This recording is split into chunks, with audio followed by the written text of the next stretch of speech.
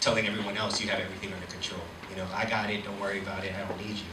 But to really open yourself up and be vulnerable and say, I need your help. These are my strengths. These are my weaknesses. These are your strengths. These are your weaknesses. And be able to really come together and appreciate you, appreciate the other person for both. I appreciate, like, Jason isn't going to be 6'7" tomorrow. You know what I mean? Like, a lot of our guards aren't going to be 6'7", 6'8", and do that. But I'll take that load and try my best and let you do what you do. So I think you just got to be genuine, be vulnerable, but also, have high expectations and say, all right, if you're good at this, knock it out of the park, and I'll do my part. And I think that's true collaboration. It's just fully giving the other person just as much confidence as you have in yourself in them. One of the important things of playing a team sport, and I think you won't learn this of being in sports, and I think you won't learn this elsewhere as effectively, of playing a team sport or being involved in sports, is you learn how to lose. You understand the feeling, you learn how to lose, and then coming back and lifting yourself and going back and trying again. And I don't think you'll learn that anywhere else. That's why when I see your leadership principles, playing a team sport is up there. I think that's very, very important. In everything we do, coming from rejection, being able to handle rejection and defeat is very, very important. Because trust me, every single one of us in this room, we will face failure or rejection at one shape or form, one time or another. That's very important, and that's something that Gabe and I share. That we've been through the best times, and we've been through the worst of times and the most difficult of times. If you're going to lead anyone, you have to lead yourself first. And essentially, that's what Gabe was telling us from the start. If you are to lead anybody, lead yourself first. That's the most important thing to remember when you're trying on embarking on this leadership journey. Talk about how I cuss you out when you screw up in the games, Gabe. I mean, I can't say what you say right now. That just isn't very professional. But no, I mean, yeah, he lets you know. But at the end of the day, I don't know. For me personally, I like to be coached. I don't want somebody just to tell me, "Oh, you're doing okay. Keep going." Like, that's just me. That's my personality. I'm pretty laid back. I don't get too angry, but I like to be pushed. I like to be coached. And Coach Chot is somebody who will do that for you. If you're messing up, he holds me accountable, and he will let me know if I'm not living up to his expectations, which essentially shouldn't be higher than mine.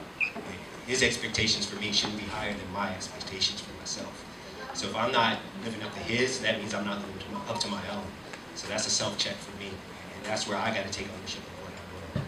And why do you take it? Why do you take that abuse, quote unquote, from me? How? And still not hit me in the head, or you're still talking to me after? Because I know where it's coming from. I know we all have the same goal. The end goal is to, whether it's winning the game, winning the tournament, and I also know that you'll still give me a chance. Coach, I don't know how much you guys have watched of Coach Chot's, kind of style and how he gets things done. He'll be quick to pull a guy out, but once that opportunity presents itself to put you back in, you're back in and getting another shot. That's something I've always respected. There's different, ways that aren't necessarily bad, but certain coaches will sit you down the whole game, and next thing you know, it's 3 weeks are by and then you're thrown in, which isn't bad either, but it suits a certain player, a certain team. I think that's really what works internationally. It gets us ready, where our coach is, where he stands, and what his expectations are. I think it's pretty obvious that we have a very strong, good relationship, Gabe and I. And what we find is when you have strong relationships with your people, you can really, really push them hard. And yes, even sometimes scold them, and pwede mo silang pagalitan, pwede mo silang minsan may masasabi kang masama or masakit, pero tatanggapin nila. You can say some words which are really sometimes hurtful, maybe sometimes even to the point of being personal and not appropriate. but your people will accept it as long as you have forged that strong trust-based relationship. But if you don't have that relationship, even if you don't say anything to each other, even if you don't cuss him out, maski hindi mo siya murahin, pero wala naman kayong connection, then nothing's going to happen. So that's what I found. The stronger the relationship, the more your people will take from you. Because like Gabe said, they know where you're coming from. And that's very important. They've got to know that you only have their best interests or the best interests of the team at heart. And I think that's what Gabe knows, and that's why he's able to take a lot of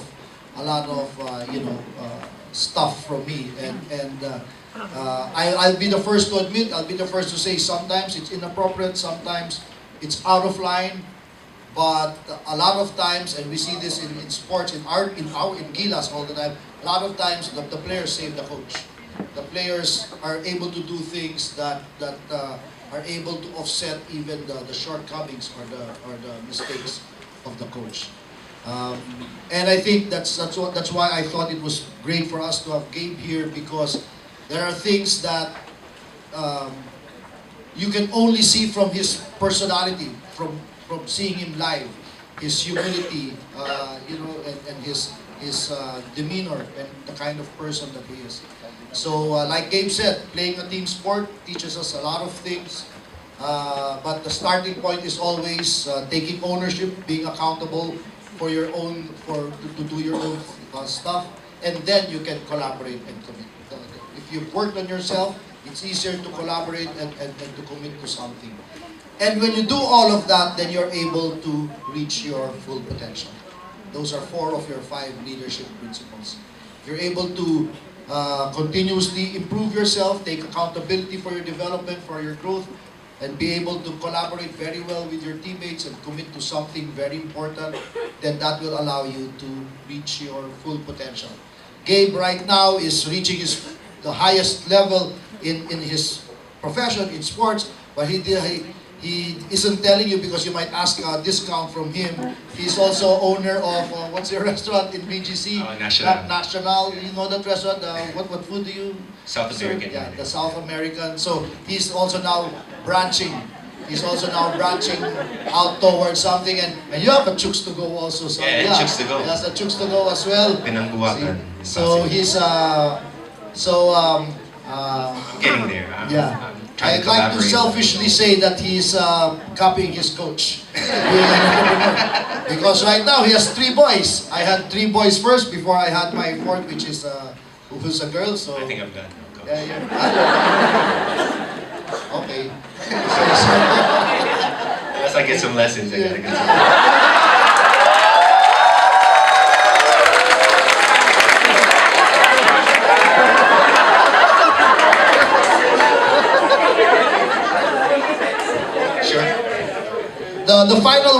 The final word, Gabe, is about motivation. What motivates you? What really drives you?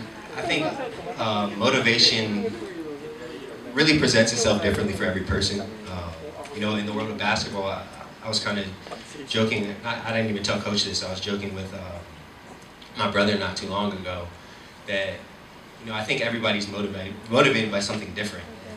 For me, I just love the game. That motivates me enough. I don't need to be, in terms of motivation, Coach Chot doesn't have to come and motivate me. Coach me, yes, but motivate me, I take care of that on my own.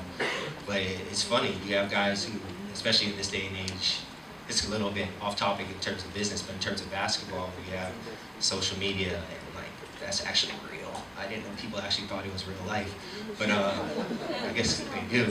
So they're motivated by that, or women. You're in high school, your motivations change. I'll admit, high school basketball, I was just trying to look good for the cheerleaders, and you know what I mean? Went to the cheerleader, I'll dunk it, okay. But it changes over time, and you really have to be honest with yourself and what motivates you. If it is money, it's not necessarily a bad thing. If that's going to get you to work hard and get you to do what you need to do to help your business and help your team, it's not a bad thing. But when it becomes, your motivation can easily become a distraction as well. So you have to keep your motivation in check And for me, it's just always been the love of representing the country, the love of knowing that, you know, Adam Valoria is looking down on me right now, probably extremely proud. And, you know, that's an easy motivation for me. And hopefully in terms of Gilas, it's an easy motivation to have the flag on your chest. So, you know, whatever motivates you, find it. And if you do find it changing, be honest with yourself and push towards that as well. I love what he said, that I don't need to motivate him. As a coach, if I need to motivate my players, then we're in trouble. So I said this last year, real motivation is from within. It is a heart issue. It's really about finding the things that motivate you personally. And that's your job with your people as well. To find the things that are important to them, that they value, the things that get them up in the morning, and to speak to those things that will encourage sustained self-motivation. That's really, that's why I always love to say that motivation is overrated. Our ability as leaders, as coaches, to motivate, I think, is overrated. We've got to find people who are already inherently self-motivated. Having said that, it is no excuse for us to be demotivators. Okay, maybe motivation is overrated, but it is let us make sure that we are not demotivating our people, that we are not objects of distraction, and that they are not demotivated by us. And I think that's very, very important, and I'm glad that Gabe brought it out. So thank you again, Gabe. I think later they're going to ask questions from us. Are you going to? Yeah. At this part, we'd like to call on Mr. Mike Lucero, who would help us moderate the session.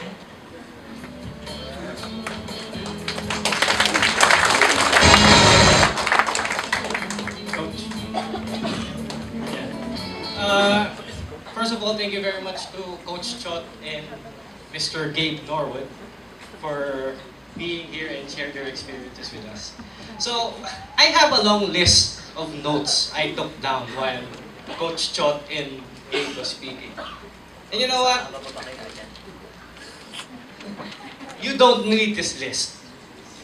Because the underlying message I got from Coach and Gabe is that everything starts with trust. As managers, we all get caught up with our deliverables, deadlines, people complaining to us that, hey, we need this, we need to do this, we need to do that. But at the end of the day, we have to focus on getting them to trust us.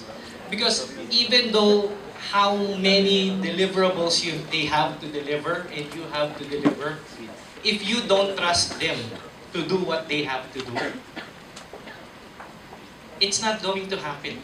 It's because you'll be checking on them from time to time. Okay, have you developed this? Have you coded this and deployed this? Sorry, this is in software engineering parlance. So, you constantly looking over their shoulders is not effective. Coach, when you're in the sidelines, who does most of the work in the court? Not most, all the work is there. They do it, yeah. Yeah, so the players. So, you're only the coach when it's time out, right? Sometimes not even then. Yeah. Sometimes they coach themselves, but yeah. So that's the dynamic of being in a team. And to be able to call yourselves a part of the team or a team, you have to trust each other. Yeah. I mean, I come from a sports background. Gabe has a point with that trusting as well. Yeah, Can you oh, sorry. Yeah, so I can see how tall you are. Someone take a picture, please. That's good timing. But no, just in terms of trust, it's something that skipped my mind. But when we travel internationally, you know, at the end of the day, Coach Chot is pretty much handling, 15 to 16 grown men. And when we're out, we travel. We've been to Estonia, we've been to Lithuania, we've gone to New Zealand, we've gone all over the world. And not once has Coach Chot had to instill a curfew for us. And that says a lot. I don't know how easy